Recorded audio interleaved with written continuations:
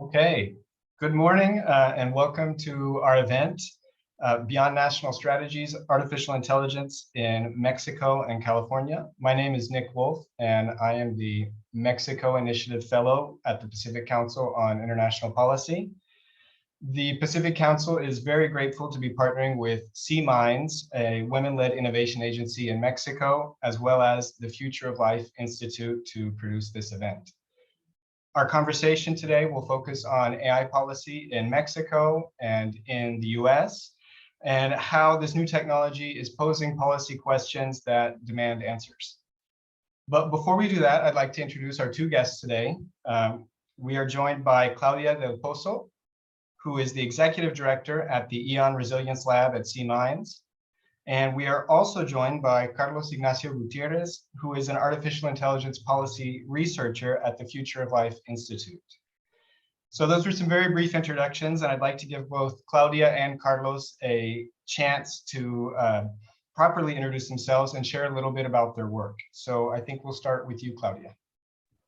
Thanks so much, Nick, and thanks to the Pacific Council for hosting this panel. Really excited to be here and to exchange ideas with both you and Carlos as well. So like you mentioned, I work at C-Minds, which is a women-led innovation agency in Latin America.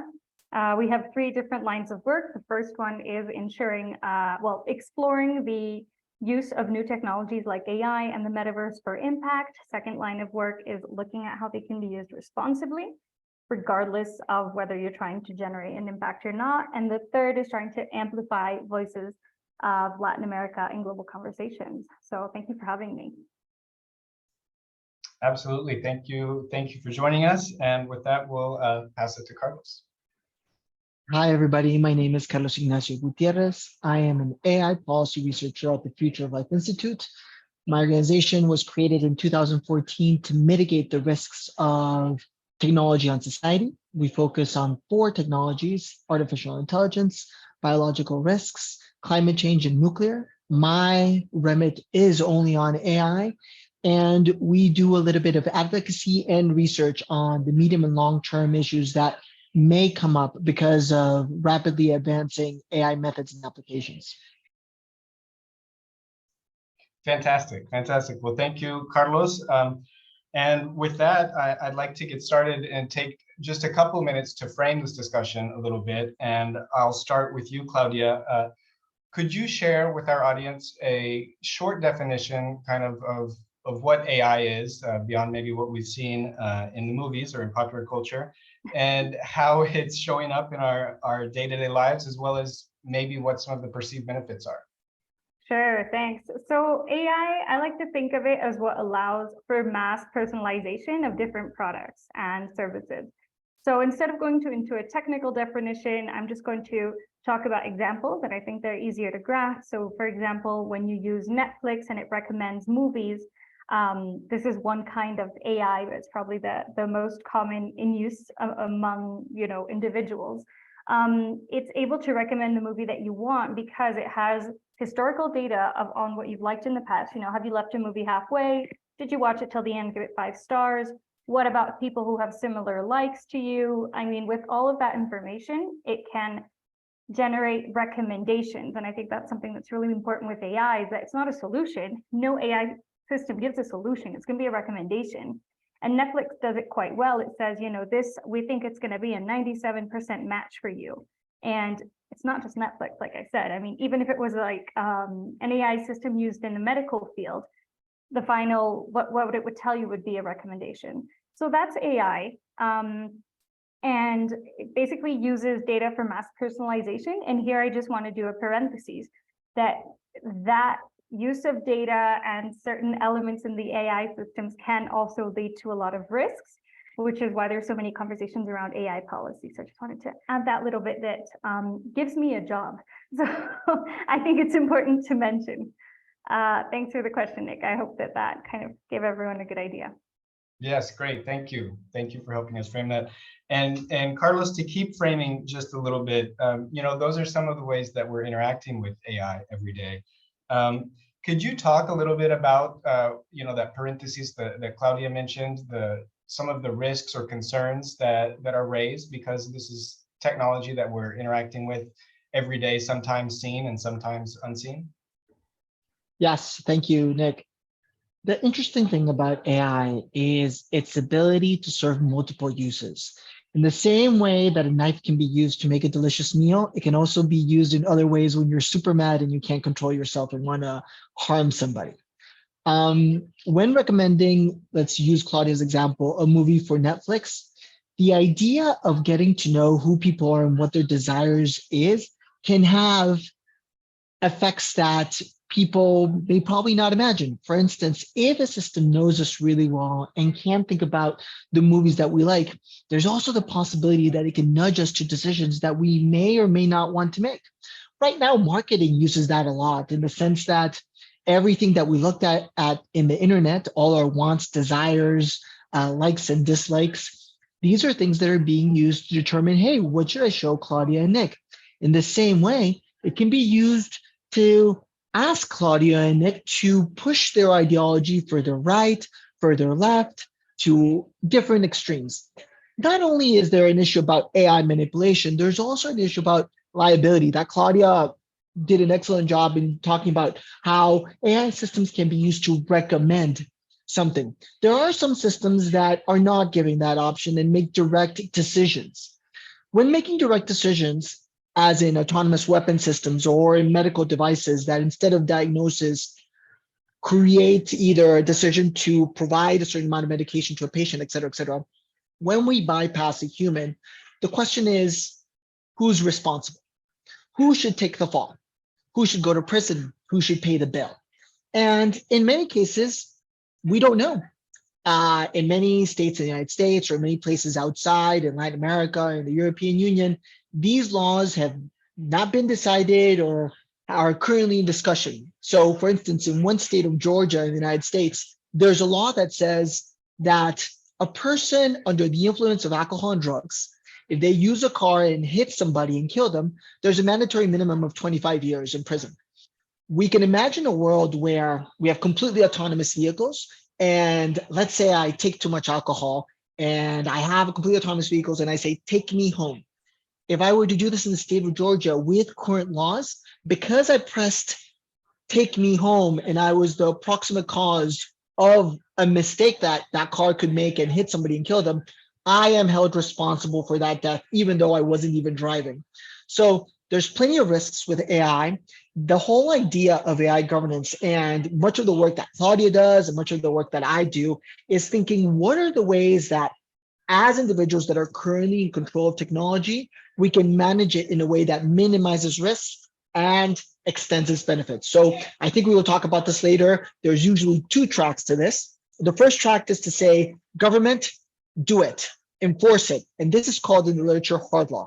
And then the other track is soft law, where anybody can create a program that creates expectations, but is not directly enforced by government. And we know these soft laws as standards, best practices, codes of conduct, a variety of things or principles, which there's hundreds of, that people can and organizations can create. Great, thank you. So I think in both of your answers, we hear some about some of the promises offered by AI, as well as perhaps the consequences or externalities. And I'd like to use that as a jumping off point for the rest of our discussion. And to start talking about this concept of a national AI policy, which is, I think, perhaps one of the steps that countries take to start to address some of these questions. What role do national policies play in both promoting and as well as regulating AI? Now, Claudia, you were closely involved in the development of Mexico's national AI policy, which was the first in Latin America. What drove government and civil society to undertake that process in Mexico? Thanks, Nick. So one of the things that I think the main thing that drives it anyway is really realizing the risks that can happen if you don't set the way, at least for some sort of legislative normative framework. So here in Mexico, we started working with the government together as well with the British Embassy on creating a national AI strategy. Really, it was the basis for a national AI strategy, kind of trying to see, okay, what should it have? I mean, It was one of the first 10 in the world, so we didn't have a lot of examples to go by, but we already had a few. I think we were number 7, so we had a few other strategies to look at to say, okay, they're considering this, does that make sense? Here in Latin America, for example, we have these challenges in Mexico.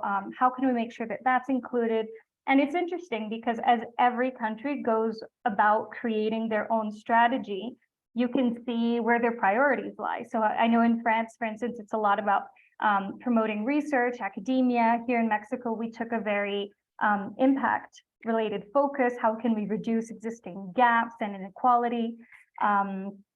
In other places, maybe it's more focused on business. So, it's like every strategy is kind of having a conversation with the other ones and saying, oh, we added this, we think this is key for us. So it's been a really interesting exercise. And this was back in 2018. And then from there, so this was the basis for a national AI strategy. From there, we put together a group of more than 500 different people from all sectors working kind of in the technology, digital sphere, to say, okay, let's develop an agenda. What should be our priorities? Let's go even deeper than the strategy did. And so this was a bit complicated because I think one thing that's a challenge in Latin America is that when governments change, a lot of other things change, things that maybe in other countries, I mean, if something's a priority, it usually will stay if it's a top priority, For instance, look at France, they're always debating the age of retirement. That's always going to be something.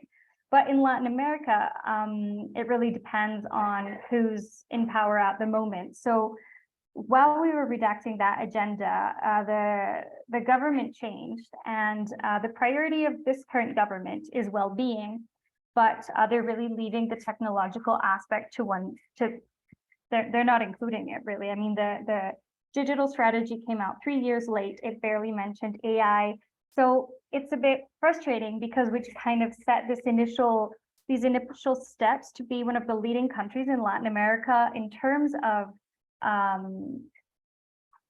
ensuring proper use of technology. And I think Carlos did a great job of showing, how it could go wrong, giving some examples. But now we're being left completely behind. So it's also interesting to see, okay, what does that mean if the government is kind of out of the picture, if there's no really national policy to follow? So really from the different areas, from the industry, from civil society, like sea mines, and from academia, we're continuing the work, but really not having the government also spearheading this effort, helping different organizations access resources to continue researching these topics, has really slowed things down. And I know, Carlos, you plan on mentioning other countries as well in Latin America, like Colombia, Chile. They're doing really well. Argentina used to be doing well and is kind of going down the path of Mexico. So it's kind of a question of how do the other areas organize to continue what we understand should be a priority.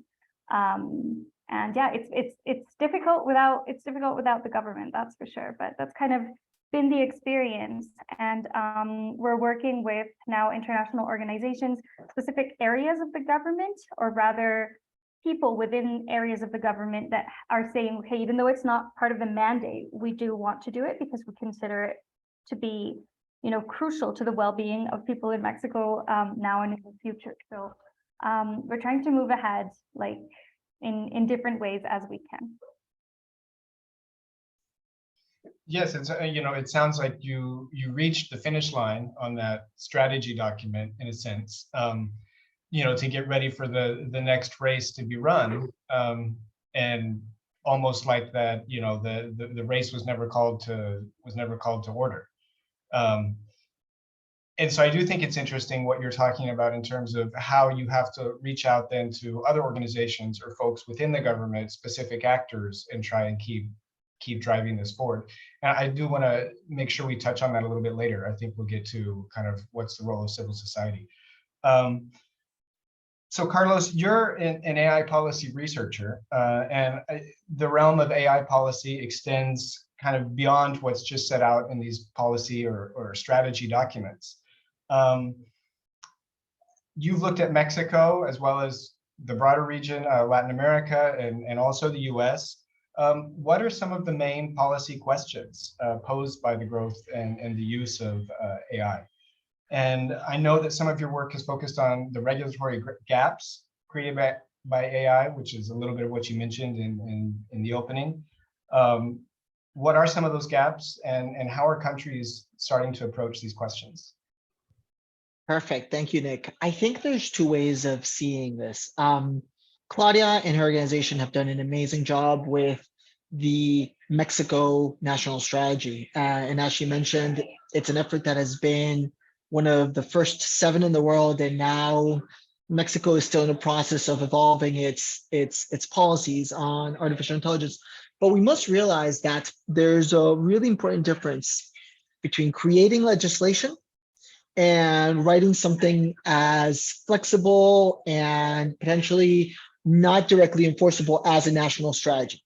So in creating legislation, Latin America has lagged other countries in the developed world. And the main reason for this is that it is not, or its politicians are not seeing the short-term risks and benefits of putting political capital into these efforts. The same thing is happening in other parts too. In the United States, surprisingly, there's very few legislation, there's not a lot of legislation on AI. AI actually is only included in a couple of key sectors where you can't discriminate based on any demographic characteristic, such as bank lending or the housing market or financial services. But other than that, Latin America and the United States are very much alike, where there's no federal or national legislation on this important technology. The main differentiator, or the main lightning rod in all of this debate, is the European Union. The reason this is the case is that many of the attendees might remember that in 2013, we opened our browser windows and we were started to ask, and websites started to ask us about cookies. Do you accept cookies? Do you want cookies? And unfortunately, a virtual bakery was not what was happening. Instead, it was, do you want people and organizations to track you and to know everything that you're doing on the site? And this is GDPR.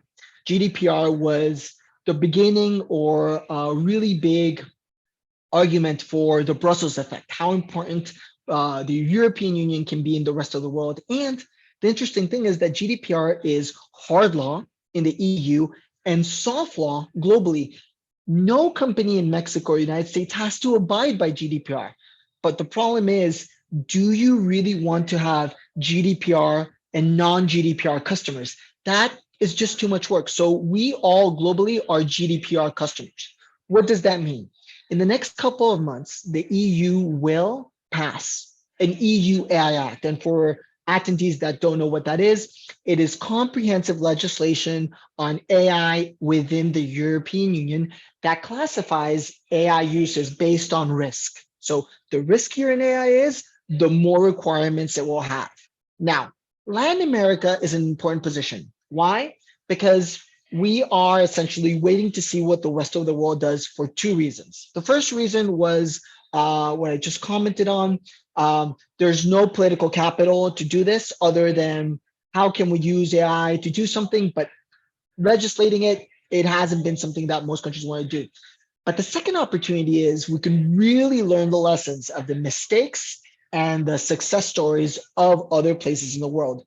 Hopefully, and this is a big gamble, countries like Mexico, Brazil, Argentina, Chile, Colombia, even the Dominican Republic are currently thinking about efforts to regulate AI and have an AI strategy. But have they done much? No. So maybe we can learn about how the EU does it, and maybe the best case scenario, which is wishful thinking, they can think about EU AI Act Plus. How can Latin America improve upon what the EU AI Act is doing? Now, this is legislation. In the second track, there's soft law, and soft law are best practices standards that anybody can create. So for instance, Google has its Google AI principles. And what are these used for? Well, Google creates all sorts of products with AI, and their principles are guardrails that say, for instance, we will not do X with consumer data, we will not do Y with AI products. And today, this is self-enforcing. With soft law, Latin America is very behind. a couple years ago at ASU, we did a project to document all AI soft law at a global level from December 31st of 2019 to the past. And we found 634 soft law programs. Wild guess for Nick and Claudia. I have not asked you this before, but wild guess. What percentage of the soft law do you think was created in Latin America? I'm going to say less than 5%. Yeah, I was going to say 5%. Okay, you're super close. It's 1%, only 1%. So only 6 of the 634 soft law programs were created in Latin America. Now, just to remind us, if Nick, Claudia, and I wanted to create the Pacific Council AI soft law principles, we could probably do it in 50 minutes, and that would be a soft law. Is it going to be effective? Probably not, because none of us have an AI company and we probably don't have ways of implementing it, but we can create them and we can try to make them happen. So even having the ease of creating soft law in that way, Latin America is behind. And I think this is a great opportunity because we can learn from other countries.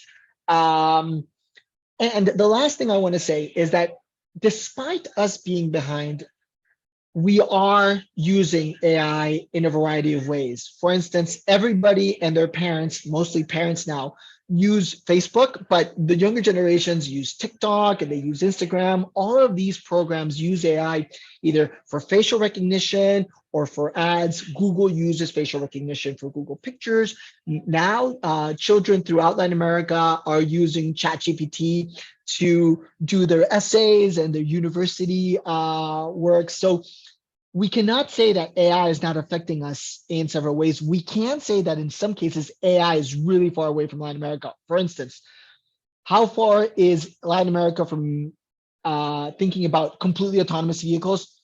Super far away.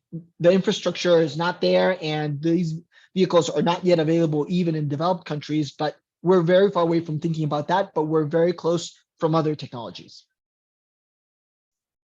Great, thank you. Thank you, Carlos.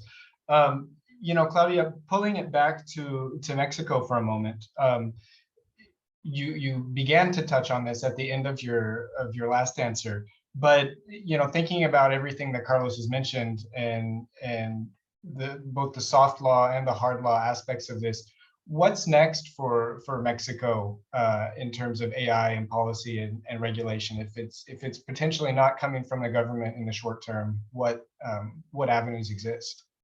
So it doesn't. So the fact that the governmental priority is no longer AI doesn't mean that the government is not doing anything with regards to AI. I think that's a big difference. It's just kind of maybe they won't lead the initiative, but they will join. So for instance, we've been working on this initiative with the Institute for Transparency and Access to Data. If anyone's Mexican, that's the INAI. And we've been working with them to see, okay, what does it mean for an AI system to be transparent?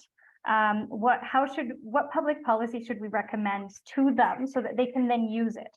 And what's been really interesting is we've been piloting a new model of kind of experimental governance, where we're working with the Inter-American Development Bank and Meta. So we're doing this one in Mexico, and then I can talk about another one in Uruguay later if you're interested. And the idea is, okay, instead of just having the INAI come up with what regulation could look like for transparent and explainable AI systems. And here, just a parenthesis, what does it mean for an AI system to be transparent and explainable? It means, first of all, that that an AI system is being used to make a decision. So maybe on Netflix, that doesn't matter too much, right? If it's an AI system that recommends the wrong movie, you're just like, well, I'll just stop it and watch another one. But for instance, if you're applying for a house credit, a house loan, and you're told no, you should have a right to know why. And so that's also another part of transparency and explainability. For you to know that an AI system is making their decision, or that you're chatting to an AI system, and to know how it works. So if the person came back to you and said, we don't know, the machine said no, that sounds like a horrible dystopian future. They should be able to tell you, oh, so the system considers A, B, C, D, and it seems like you don't have sufficient income right now to guarantee the loan that you're asking for. So that's why transparency and explainability are really, really important for AI systems, for us to be able to have control over our lives and our futures. So working with them, what we're doing is creating kind of a draft of what the regulation could look like, testing it with companies in Mexico, and then seeing, is this a huge barrier to entry? We don't want to prevent startups from coming up with innovative ideas. Does this make sense? Were they able to implement it, etc., and keep all those learnings and then give them to INAI. So that's really an interesting way that we're working with the Mexican government to move forward towards AI regulation, because yes, maybe the strategy isn't really relevant anymore, but we can still do things. And I think, Carlos, you touched upon that point. You're very right. There's a strategy that sets a direction, but that doesn't mean that you can't still work with different areas of the government. With the Ministry of Foreign Affairs, we've done a lot of capacity building regarding the responsible and ethical use of artificial intelligence. So I think it's interesting to see that key parts of the government are still interested. And more than that, we're finding that while the federal government doesn't maybe have the time or the interest to prioritize AI, except for INAI, the Ministry of Economy and of Foreign Affairs, there's a lot of interest at municipal levels. So we've been working with a lot of municipalities to see, how is AI changing the work ecosystem? What could the future of work look for them, etc. So that's one of the things that we're doing here in Mexico. What does the future of AI look like in Mexico? Like Carlos said, I would love for Mexico to have some sort of AI act. But before that, I think there's one step, which Carlos also mentioned, and that's GDPR. We need to update data privacy laws to reflect current challenges, that aren't, for example, biometric data. That's not something that's considered in all of the data privacy regulations in Latin America. But biometric data is very real. I mean, in Mexico, for instance, if you want to log on to your bank, I think it's been a year now, you have to use facial recognition. And I tried to not do it, and that was a mess. I almost lost access to my bank account. So first GDPR, and that's the way Brazil is going. And I'm sure we can comment on that a little more. They have their own version. And I wish more countries would do that in Latin America. So now we have the LGPD, Ley General de Protección de Datos in Brazil, the GDPR. What can we learn from that to implement here in Mexico? And what I do see, for instance, in the Senate, there's a lot of interest in saying, let's create an AI policy, AI regulation, kind of to say we've done it, we're one of the first. But how are you going to talk about that if you're not regulating data properly? There's different steps. So I'm hoping that we can be part of moving this conversation forward in Mexico. So that, like Carlos said, everyone is using AI, but are we protected as much as the European Union? No. And I want to give an example here that came out in the news. I think it was the New York Times a few months ago. There's this chat system in the US, and I can't try it here because it can tell my computer is not in the US, so it won't let me access it, where you can ask it information about a person. And so the person who did this experiment tried it with herself, and she'd grown up in Holland and lived there for most of her life. And then her boss was American. So she tried it with both of them, and she asked information about her boss, and the system gave her, this is a public system, information about how many kids he had, which was accurate. Information almost down to his phone number. Does he have a wife? Yes. How does it know it? Because it can tell from the Facebook photos or his Facebook status, that sort of thing. Now, when she did the experiment for her, there was a lot less information because her privacy was protected by GDPR in the European Union. So, I mean, it's key, and it's getting a bit concerning that Latin America isn't updating its data protection laws. That's the first step for me before we even talk about AI. Great, thanks. And we actually have a question from the audience that goes a little bit along these lines, and I'll read it from Madeline Blidaru. It said, why should Latin America look for the AI plus legislation to the EU instead of the US? As in the case of GDPR, it will limit innovation and the capacity to start up and scale up, and small entrepreneurs will be always fearful about unintended consequences and fines. So, I think what you're saying about regulation is important, but what models exist that to balance regulation and innovation? I think we could probably hear from both of you on this. Yeah, I think, Carlos, you can talk more about the models. But I just want to comment on that question. Why the EU and not the US? Because as we both mentioned, the US doesn't have that much regulation with regards to AI.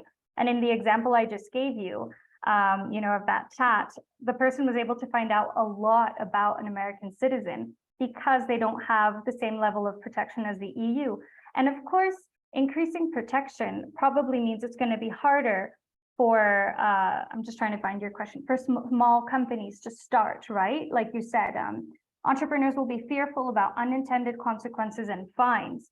I kind of want to say, that's not my problem. If your startup risks creating unintended negative consequences that harm people or limit their access to opportunities, then should you be authorized to continue with that model, with that business? And I do get your point, and I just want to talk about a project that we had where we were looking at different companies across Latin America and how aware they were of the whole ethics conversation, which with the GDPR and the EU AI Act, some of those ethics components are becoming regulation, but there's still a lot that's kind of like a gray area, and it's difficult to regulate, I understand. But so for instance, just a quick parenthesis, why is it difficult to regulate? For instance, go to the topic of transparency and explainability. This is a real case. So there is a machine learning model in the US that is capable of detecting whether you will get Alzheimer's or not. And its predictions have been right most of the time, a high level of accuracy. The challenge is it functions as a black box. That means we don't understand what is going on in the algorithm and how it's saying yes or no, you will get Alzheimer's. So the question there is, it's kind of unfair if you're going to tell someone, oh, it looks like you're going to get Alzheimer's. You kind of want to know why so that you can trust the decision because it's going to considerably impact your life. So according to EU regulation, according to the EU AI Act, you would not be allowed to use that application at all. It would be a ban. But if the application has been right every time, would you want to know? Should you be allowed to use it? I think this is a really good case of kind of a gray area. Of course, there would have to be transparency around, we don't know why it says it, but it's always been right. But should you be allowed to use it or not? Because under the EU, it would ban it. So those are the gray areas I'm talking about. Now, going back to my story, when we were talking with companies around Latin America, one of them was managing very sensitive health information about people in remote areas. And we asked them, what are your privacy guidelines? What ethical principles do you follow? And they told us, we're just a small company trying to make a positive impact in the world. We don't really look at that. And I'm all for small companies trying to make an impact in the world. But what happens with AI, Carlos compared it to a knife. If you want to use it for good, you can. If you want to stab someone for bad, you can. The problem with the AI knife is that it might go all squiggly and you might get it wrong because it's really complex. So even though you're trying to do something good, you could end up discriminating a whole population. You could end up charging women more for insurance because of historical discrimination. You could end up refusing loans to Black students because of historical discrimination against Black communities. So with AI, this idea that putting too many barriers into place could harm innovation, I think there's a limit to be found, but I think we shouldn't be afraid of saying there's simply some things that we can't accept because they will continue marginalized society and marginalized parts of our population. And that is not a future that we want, is it? So that's my view on that. But Carlos, I'd love to hear about you and like what different mechanisms are available. I think the answer I would give to this Q&A, it's a very difficult question to answer because seeking what the right balance of regulation and no regulation is a very personal decision depending on your idiosyncrasy. individuals who are libertarians will definitely say that less regulation is better. And then pro-social individuals that are progressive will say that more regulation is better. I don't know what the correct balance is, and it is very difficult to say that more regulation is bad or that less regulation is good. That I don't think that dichotomy really serves really serves to construct the conversation. What I would say is that there are really clear boundaries and differences between the US and the EU. For instance, the most important companies that create AI technologies are currently in the US. The US has very little AI regulation. Now, can we say that these companies exist in the US because the lack of regulation? I don't think we can say that. And can we say that the lack of innovative companies in the EU is caused by increased regulation in the EU? No, I don't think we can say that either. I think what we could say is if we create regulation that is pro-social and thinking about the good of consumers, then this will benefit companies because in the end, companies do want to purchase consumer goodwill. Nobody's going to want to hire a company that uses data to negatively affect individuals in the short, medium, or long term. If I, for instance, use Carlos Incorporated for all my needs of calendaring appointments that uses AI, and suddenly I realize that all my calendar information with very personal information, maybe like dates that I go on or risky activities that I do on my personal time, that information is used to target ads on me, I will stop using it. And then not only will I stop using it, I will talk negatively about it. So we want companies to think about how there's products and services affect individuals in the negative and positive way. What is the correct way to do this? I think it depends on your idiosyncrasy. For me, I want things to be pro-social, pro-consumer. For instance, at FLI, one of our founders wrote about a concept called AI loyalty. Now, AI loyalty is a niche issue within the broader conversation of a big academic issue called alignment. And alignment is when we have AI, what does AI align to? Does it align to an idea, to an organization, to a person? It's a huge conversation. And this conversation, we took it and a sliver of it is what we call AI loyalty. And what AI loyalty means to us is that AI systems are loyal to consumers in services that have a fiduciary responsibility. What are those systems? Fiduciary systems are systems that, when given by a human, they have a responsibility to their consumers when they make decisions. So these are lawyers, doctors, financial advisors, and in the United States, real estate agents. So these four types of professions have so much information that consumers do not have that they have a responsibility to protect consumers. So a doctor needs to abide by the Hippocratic oath. If they provide a diagnosis or recommendation, they do it because they have a lot more information than a consumer will ever have, the same as a lawyer. So when we think of systems that complement these professions, we want them to be loyal to the consumer. Why? Because, for instance, in the United States, in healthcare, healthcare is private, and one can imagine a healthcare algorithm to be loyal to an insurance company. And if healthcare is loyal to an insurance company, that means that the diagnosis could, instead of thinking of patient outcomes, it'll think of cost minimization.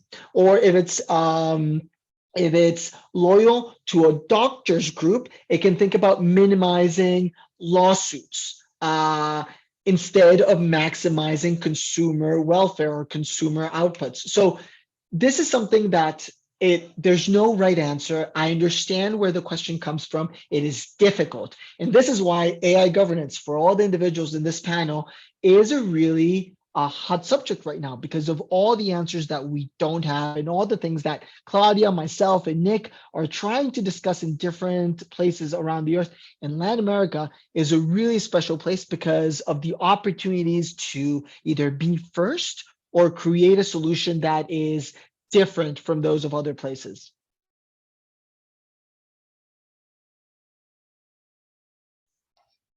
Thanks, Carlos. And I think, what you're saying brings back to me the importance of the principles that Claudia mentioned earlier. The whole idea of, if I come away with something from this today, is this idea of transparency and explainability, and how important that is to these algorithms. We've received another question, shifting gears a little bit, but the questioner asks, there will be a presidential election next year in Mexico.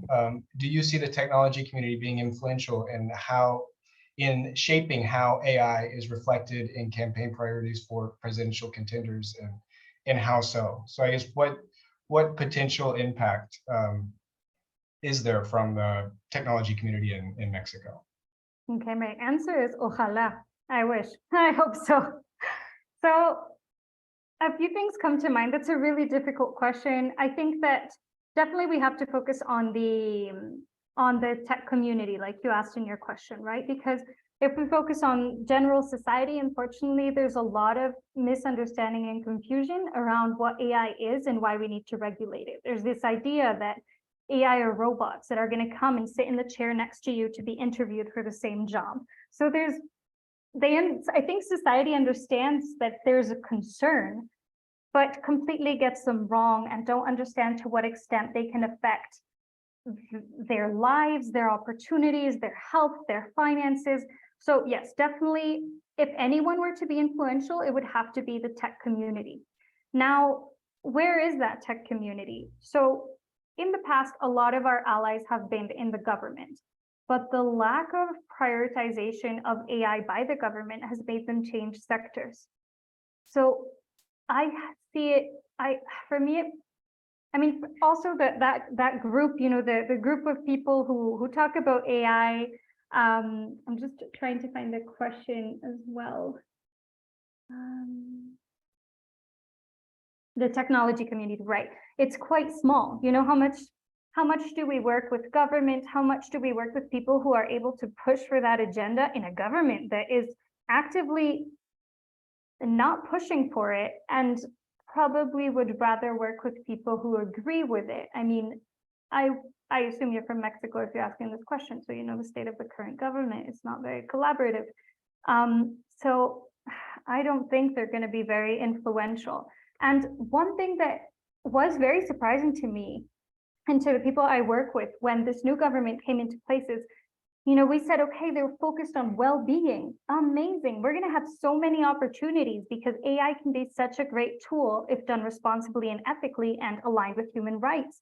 But they don't want to hear about it.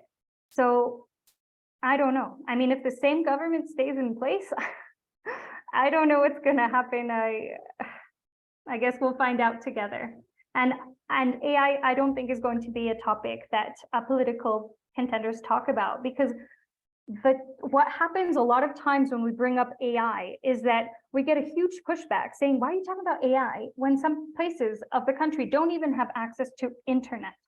So the priority seems to be accessibility and digitalization, which is fine. But from my perspective, there needs to be the same effort put in parallel, because you're saying, okay, let's get people digitalized. But once they're digitalized, are you not going to protect them? Are you not going to make sure that their data is private, that AI systems are not ruining their lives?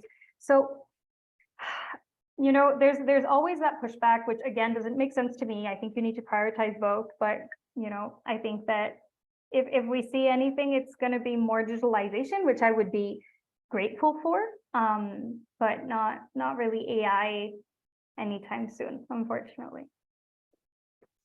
And if anyone else is from Mexico in the chat and you have an opinion, please put it. I'm sure anonymous attendee and me would love to read it. Carlos, do you want to add anything to that, even if not in terms of Mexico specifically, but what has been some of the effect of I guess we could call it the tech lobby or the technology sector in influencing policies and regulations, perhaps in the US or elsewhere in Latin America? the tech sector has a mixed perspective on AI legislation. If you see several of the labs in the United States and in the European Union, many of them have really great ideas on how to regulate AI and express a lot of pro-social notions of what is the role of AI on society. Now, in lobbying, I'm sure, and we're not very privy to this lobbying, I'm sure that they have a different perspective, protecting bottom line and protecting the ability of commercializing their goods and services. But one of the big debates in the world right now is the differential treatment of two types of artificial intelligence. Those that are fixed purpose and those that are non-fixed purpose. So fixed purpose artificial intelligence are those that can only do what they're trained to do. So for instance, an AI system that can verify the identity of an individual and can only do that, it's a fixed purpose system. Or a voice assistant as used by us in the form of Alexa or Siri, those are fixed purpose. Why are they fixed purpose? Because they can only use a certain number of commands. For Alexa, it's in the hundreds to thousands, but and for Siri as well. But that is the extent of their use. When one asks a question that is not part of its dictionary of tasks, it resorts to Googling it or Binging it, depending on what you use. So they're fixed purpose. Then we have non-fixed purpose systems. And these are systems, we created a definition for the European Union that denominates these as general purpose AI systems. Lingo, pure lingo. But non-fixed purpose systems are systems that can be trained to perform tasks that they were not originally developed for. So this includes everything from ChatGPT-3 to a variety of other systems that at the beginning for large language models, they were created to guess what the next word in a sentence was. And now with further customization, adaptation, they can do a variety of things from solving arithmetic problems in high school textbooks to coding, creating coding in Python or in other languages based on natural language prompts to a variety of other things. Now, there must be differential legislation between the two. Why? Because of the dual or triple use nature of artificial intelligence. For the fixed purpose systems, a system that verifies the identity of an individual and can do nothing more, it's very limited in scope. And if it's used in a high risk environment or low risk environment, well, it's not going to really transition from low risk to high risk individually, automatically. You can't do more than verify an identity. Depends on the context, but you can't do more with it.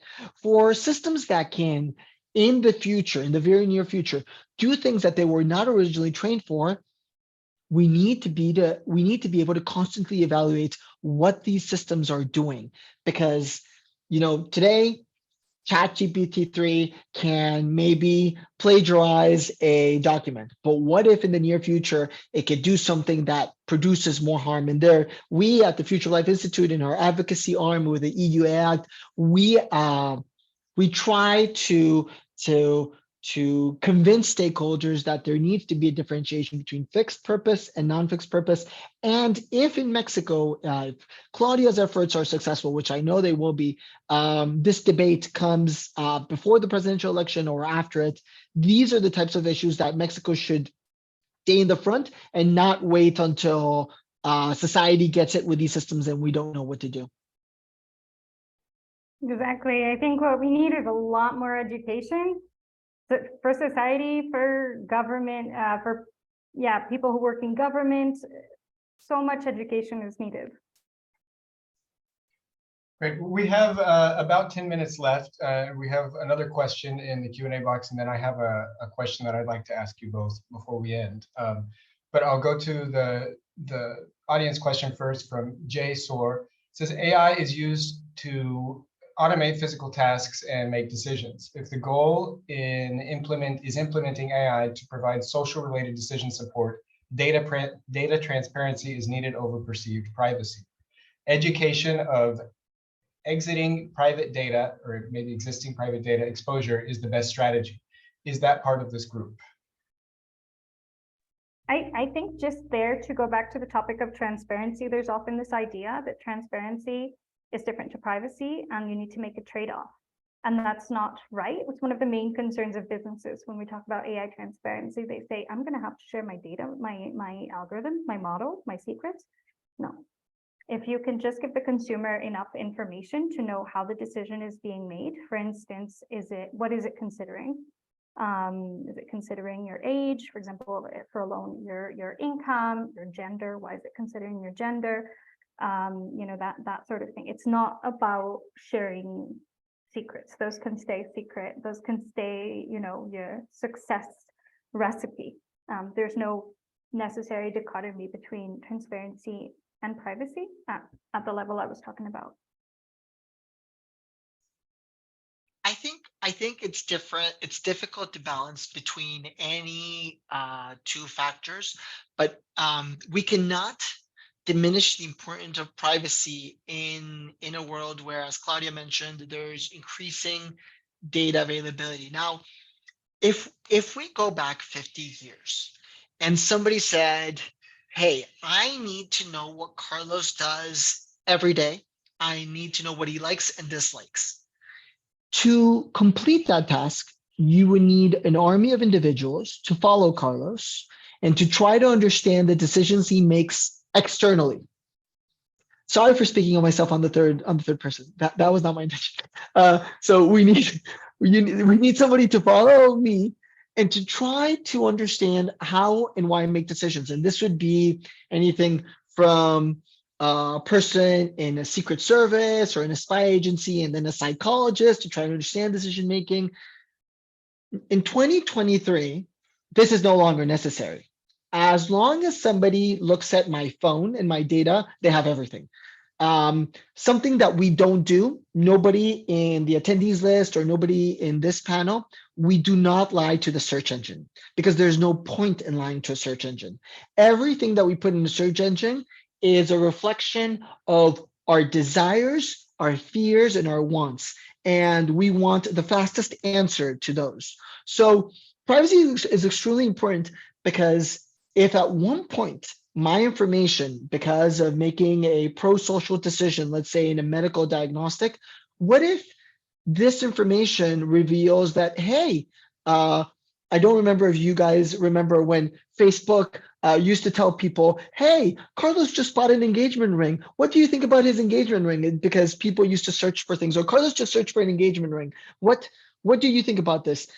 Imagine if it said, Carlos just got a diagnosis for X disease. What are your thoughts about this? And maybe I didn't want people to know about my diagnosis. So we need to be very careful about how we protect information. Now, as a consumer, I'm very negligent with my data, and I make mistakes all the time by giving my data away because I want the benefits of giving my data. So a lot of email services or web office or document-like services are free, but it's because we are the product. We are what's providing resources to companies, and we have made that choice. And this is a choice that we have to live with. But I think privacy and transparency are incredibly important, and it's very difficult to say which one is more important than the other without having a definite use case that we're discussing or thinking about. Great, thank you. Well, with the time we have left, I'd like to ask you guys each a final question and give you the opportunity for any closing comments you'd like to add to that as well. But it's clear that the work that both of you have done in terms of helping set AI policy and highlight some of the areas that need further examination and deliberation is extremely important. And the question for both of you is, how do we as societies sustain this work that you guys are both doing? What options or models exist? And I want to start with you, Carlos, because I remember in our prior conversation, you used a metaphor that worked really well for me for understanding some of this. when you mentioned that this kind of research work is not like a fine wine, it doesn't get better with age. And so, you know, both of your organizations have invested time and resources into documents and mappings and models that are great at the moment, but you know, need to be continually updated to maintain kind of the viability of this conversation that's so important. So how do we do that? I think what we all have to realize, everybody in this panel and everybody in the attendee list, is that access to information is super low friction in our environment. So I'm currently remote working. I live in Los Angeles, but I'm currently remote working in Madrid, and I can do all of my research outside of the US and without having access to really secret or specialized databases. What I want everybody to know is that if you have a research question on artificial intelligence, on its risks, on its liabilities, on its hazards, on its opportunities, anybody can actively research this issue and look at it, especially graduate students or undergraduate students, professors, academics.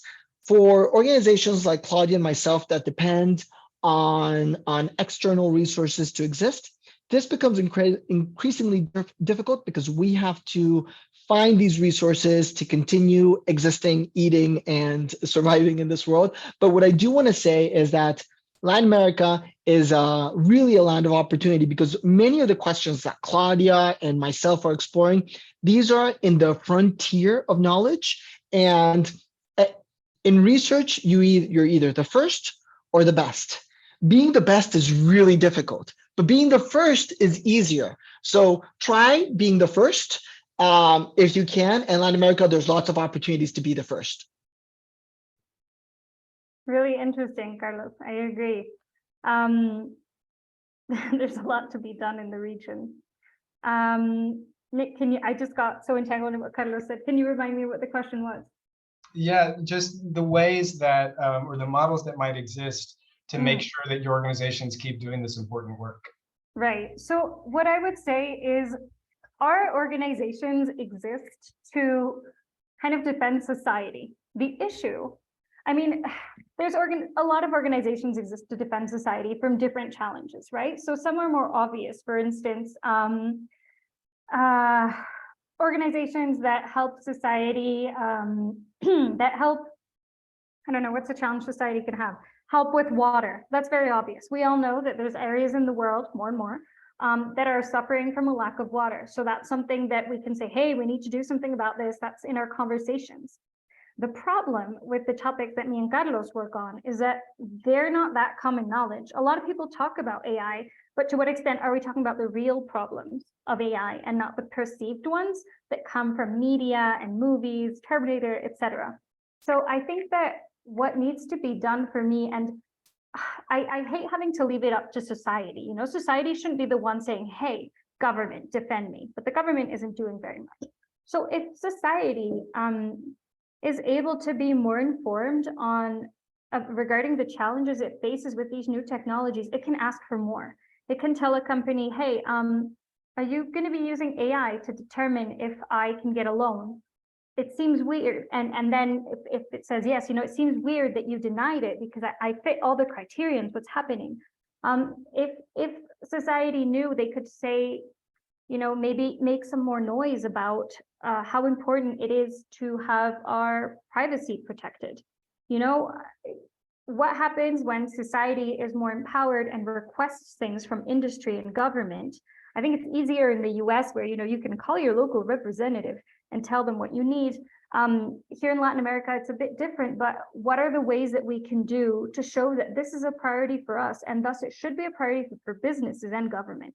And like Carlos mentioned, it should be a priority for businesses because you don't want to be, I don't know, to be in the news, your little startup that's doing good in the world, to be in the news because it completely excluded Afro-Latinos from entering higher education. Then your organization is going to go bust, and that's not in your own interest. But at the government level, how can society push for this? So I would say keep having spaces like this, like for the Pacific Council, you know, and other organizations, keep joining spaces like this for the people who are joining them. If you know about AI, talk in spaces like this, talk about it around you. And I know this is super like idealistic, like talk about it more. But I really don't see another way right now, especially in countries like Mexico, where the government isn't protecting us like it should from these risks. And I'm not saying it's done in a malicious way. It's probably just done in a, well, you know what? People aren't accessing internet and aren't able to access basic resources online. So we need to do that first. But I think it's important to push and visibilize that this is also something important, and how we can get that done is, you know, the more, the merrier, the more effective.